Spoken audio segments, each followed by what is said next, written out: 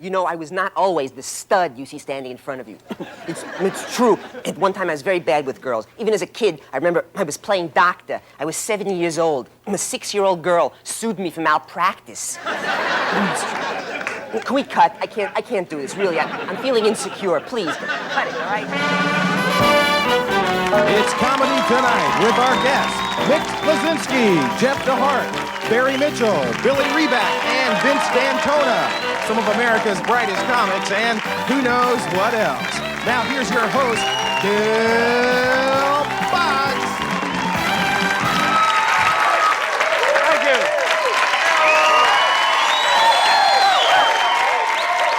Woody, thank you, Woody. Well done. Oh, what a great Comedy Tonight audience. Let me tell you about our first comedian. He's the kind of guy who never judges a man until he spilled a beer on his moccasins. This is Mick Lazinski. Come on, Mick.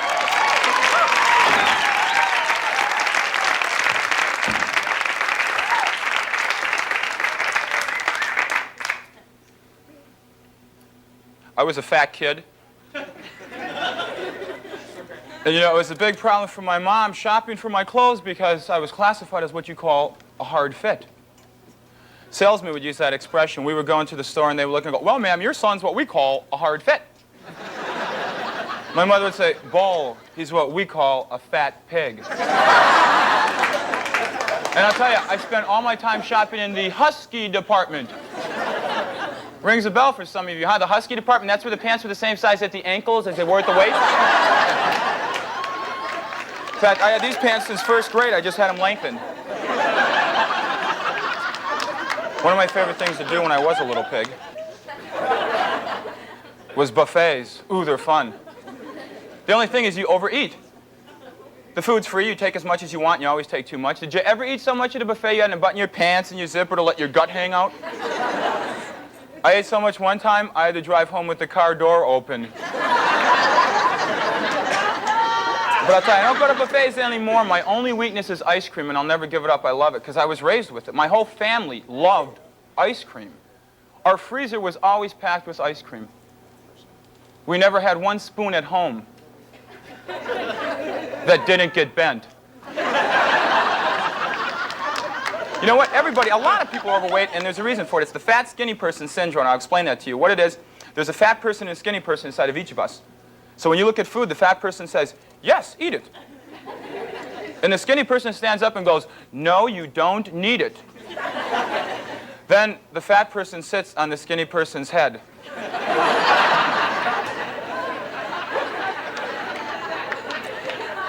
I just graduated from school, and I'll tell you something, it's a good feeling when you finish and get it over with, especially for me, because school's something I never thought I'd really go back to. I was kind of like forced into it. Did anybody else here go to traffic school? I went to Catholic school. They use nuns for teachers. Nuns are women with facial hair problems.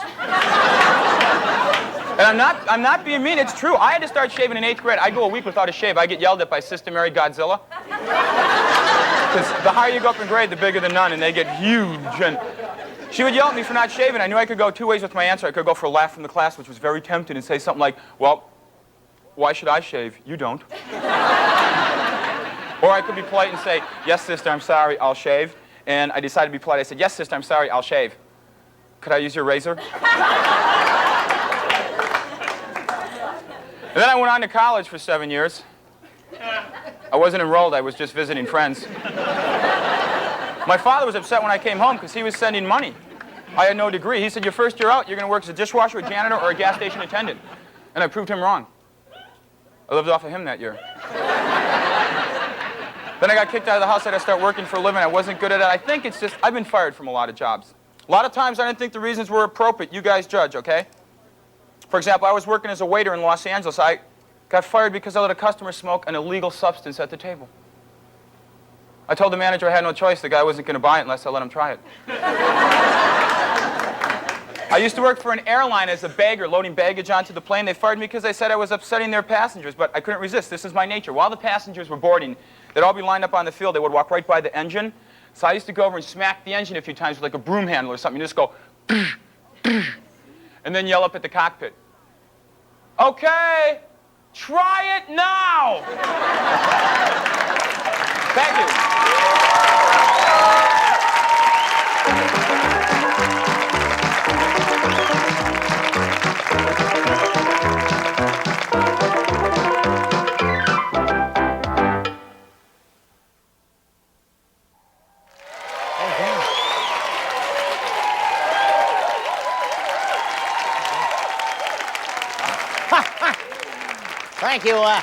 Thank you, Doc. We're back.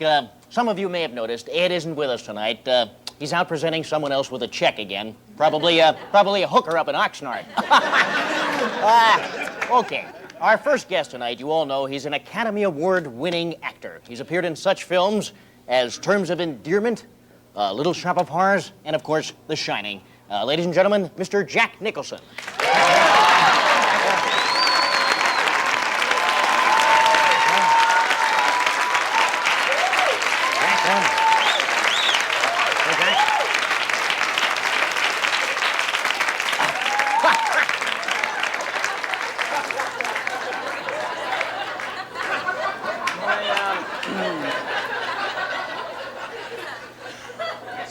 It's a heck of a cigarette box you got there, Johnny.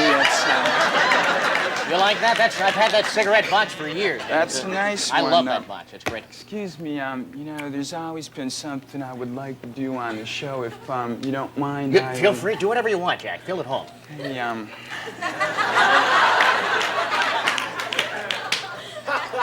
here's Johnny. I get it. Sort of a little pun on the picture, right? Yeah. Good Lord, would you look at the pear on her? What's that, Archie? Oh, what? Sorry, My cigarette box. Did Ed Ames put you up to this? Did he do that? I thought I recognized that hatchet. Jeez, you also do vasectomies with this now? You do No, would you like me to do one on you? No, that's okay. Just, No, thanks. take a crack at it. That's okay. Jack, we really appreciate you being on the show tonight. I know you got a busy schedule, and Not at all, appreciate Johnny, you making not the at time for all. us. You know, I just got back from Montana. In fact, there's where I got the old authentic Indian tomahawk, and I brought you back a little present now. This here is genuine Indian merchandise, okay? These babies are hand-rolled. Here you go, Johnny. There's a carton of cigarettes. Thank you, Jack. I'll take up the habit again. That's nice. Right, there's no federal tax on these babies. I got them from Cochise himself. He said they're good. That's fascinating. So what were you doing up in Montana? Well, I was filming a movie up there. You know, it's been a while since Marlon Brando and I worked together on Missouri Breaks, and if you remember, he was tipping the old meat scale at about 350 pounds, so... The only thing that broke on the film was the horse's ass when he sat on him. Can we say horse on television? I don't know. Well, Jack, thanks for being with us tonight. I know you've got a busy schedule. I really appreciate you making the time for us. Are you trying to get rid of me already? No, busy schedule. You said a busy schedule 5, 6 times. I think it sunk in the first time. They don't look retarded, do they? No, they don't. They're very intelligent. I don't see any lunatics out there. Actually, you don't have to leave, Jack. In fact, maybe you could stick around. We got a friend of yours on the show tonight. Woody Allen is with us. Want to stay with us? Johnny, rather stick needles in my eyes. Oh, no, I'm sure you can stay. As a matter of fact, I'd love to stay. In fact, I've got nothing to do. It's another 36 minutes before the girls' school lets out across the street. So, Okay. Well, I'm glad you're staying. You all know our next guest. He's an Academy Award-winning filmmaker whose films include Annie Hall and, of course, the wonderful movie Manhattan. How about a nice hand for Mr. Woody Allen? Here he is.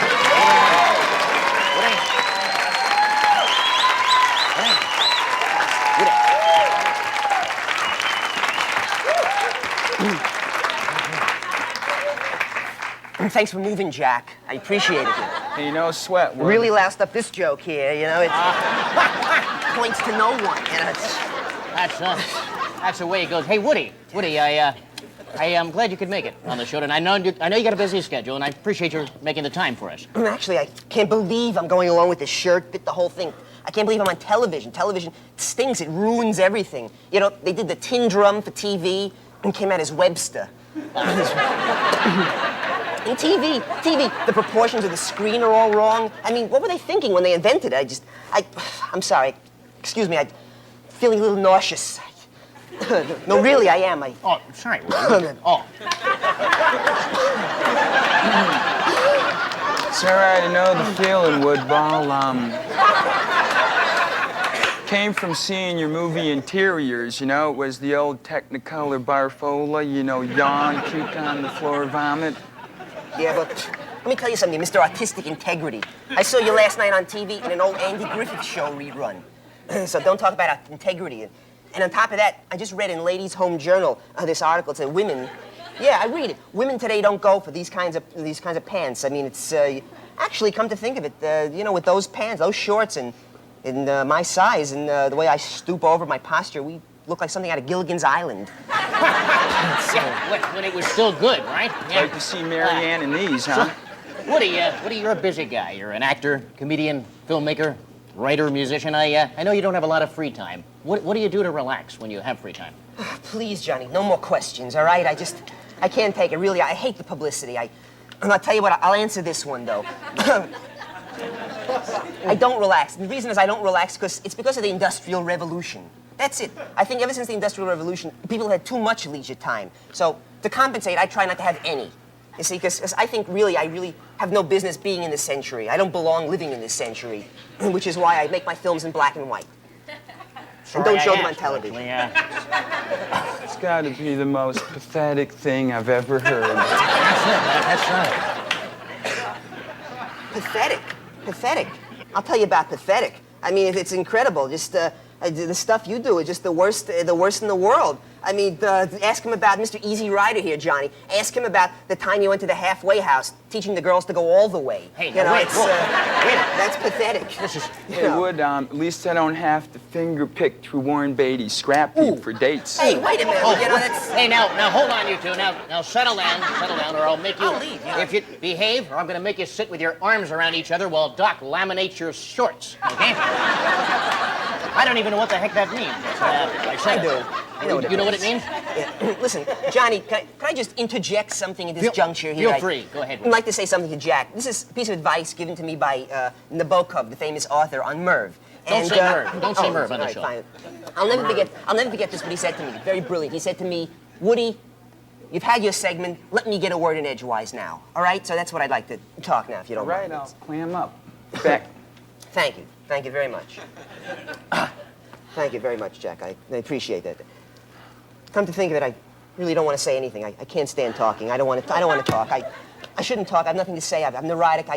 Jack, say something. All right, you talk. Is there something you'd like to say here, Jack? Honestly? Yes, honestly. Be honest with it. You guys are boring the hell out of me. As a matter of fact, this is not easy for me, Jack. I think I'm going to take off because, My cigarettes. well, I hate to be an Indian giver, but, these are the good ones, so I think I'm going to head down to old Chinatown because they got some good food there. And as a matter of fact, feel free to come into the beach house anytime. The phone number's in the book. Just give it a look and call. Yeah, well, take care, Jack. Thanks for coming on the show.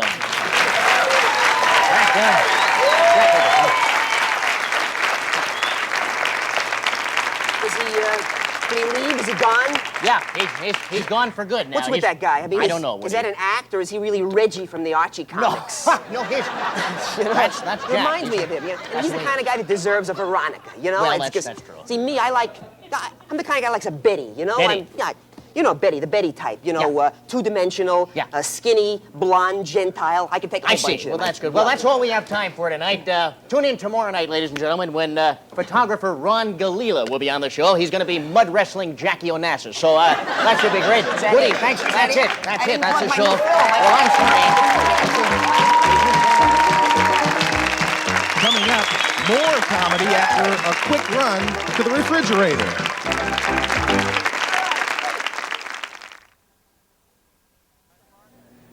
All right, that last segment, you saw Jeff DeHart as Johnny Carson, Mick Lazinski as Jack Nicholson, and Barry Mitchell as Woody Allen. Excellent. Really enjoyed that. And now, here to play the part of comedian Billy Riback is Billy Riback.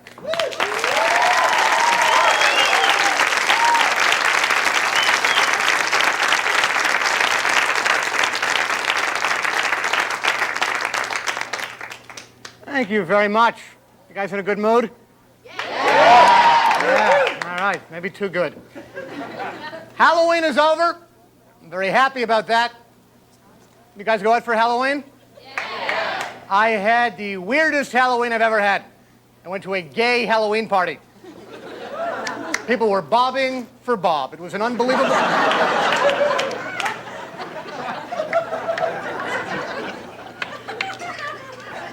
I live in Los Angeles. LA is a very immature city. Everybody in Los Angeles gets dressed up for Halloween. People go to work in costume, even policemen. Very strange to get pulled over for drunk driving by Mr. Potato Head. But in New York City, people here have a great attitude. That's what makes New York the best. Everybody here has an attitude. I don't mean you particularly, but I mean in New York City I'm talking about. I was in a very rough area of New York. Went into a music store. Guy behind the counter had a very bad attitude. Told him I wanted 2 compact discs, so he kicked me in the back.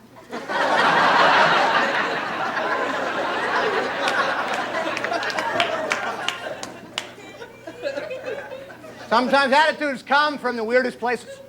I bought Minolta's new talking camera. Have you seen this thing? Talks to you. Says things like, please, load, flash, room, too dark. A few weeks ago, I'm taking a picture of my family. The camera says, your sister-in-law's got a herpes sore.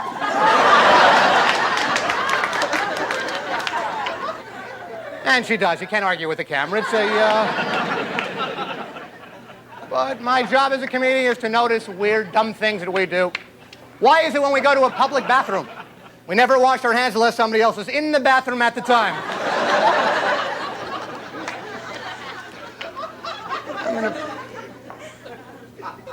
I'm in a pretty good mood today. I should tell you this. I have very blue eyes, by the way. I don't know if you can see that. But I was at the beach in Los Angeles a few weeks ago. I had on a blue bathing suit. This very pretty woman came up to me. She said, you know, your eyes match your bathing suit. I said, why are my eyes bulging?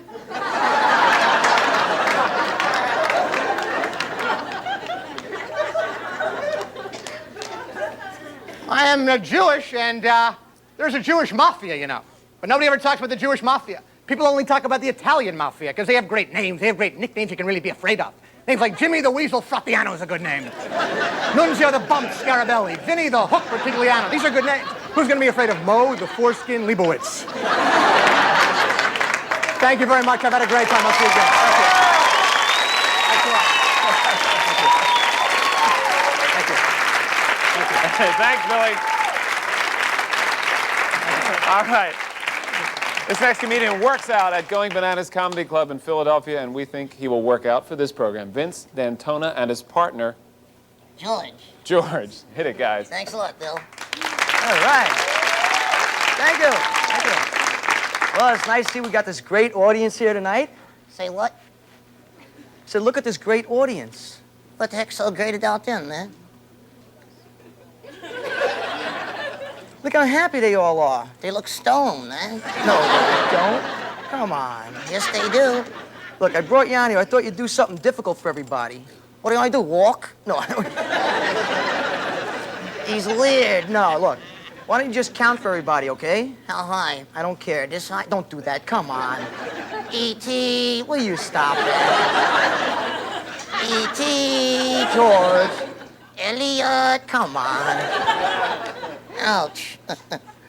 E.T. was a cute little guy. Yeah, he was cute. He died, you know.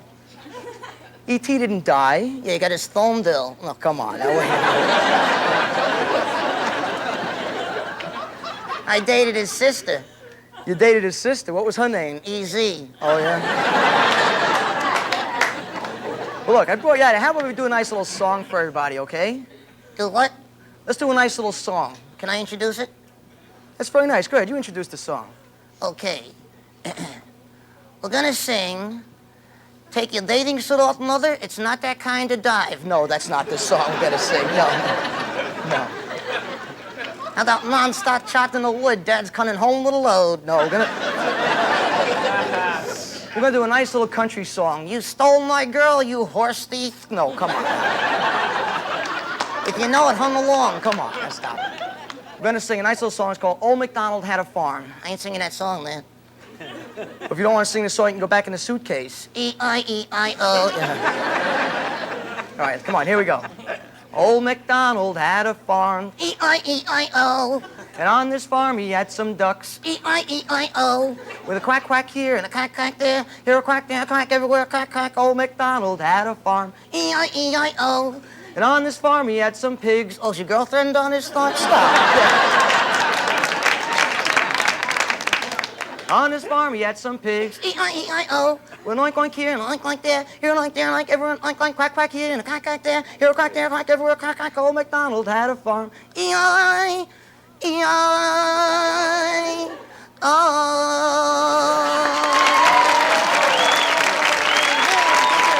Thank you very much. Thank you. Thank you.